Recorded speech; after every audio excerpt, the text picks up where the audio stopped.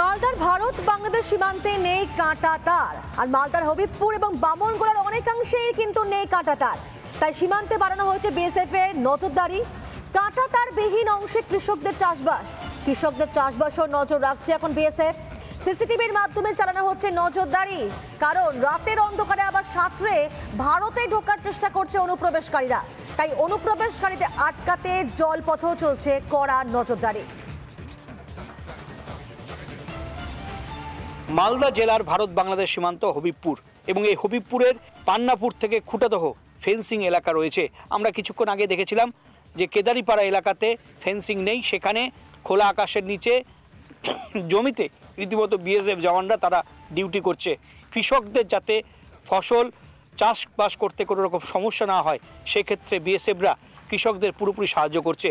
যে জায়গার ছবি দেখাচ্ছি এই পান্নাপুর থেকে খুঁটাদহ, এই যে জায়গা, এখানে রীতিমতো প্রতিটা এখানে কাঁটাতার রয়েছে এবং এর পাশাপাশি এখানে 300 থেকে 500 মিটার পরপর বিএসএফ জওয়ানরা তারা দিন রাত ডিউটি করছে।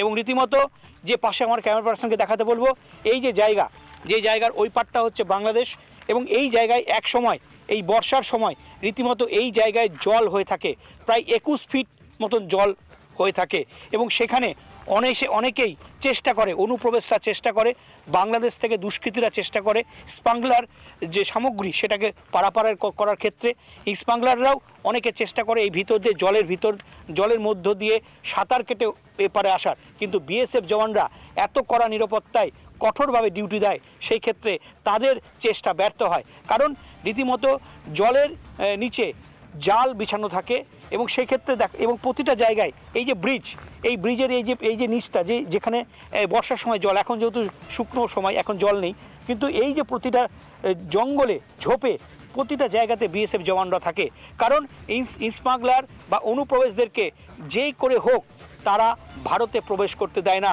কঠিন একটা লড়াই বিএসএফ জওয়ানরা করে এবং বর্ষার সময় এই জলের মধ্য থেকেও বিএসএফরা রীতিমতো স্পিড বোট দিয়ে তারা গোটা এলাকা, সীমান্ত এলাকা তারা নজরদারি চালায়। মালদা থেকে দীপঙ্কর গোস্বামী, রিপাবলিক বাংলা।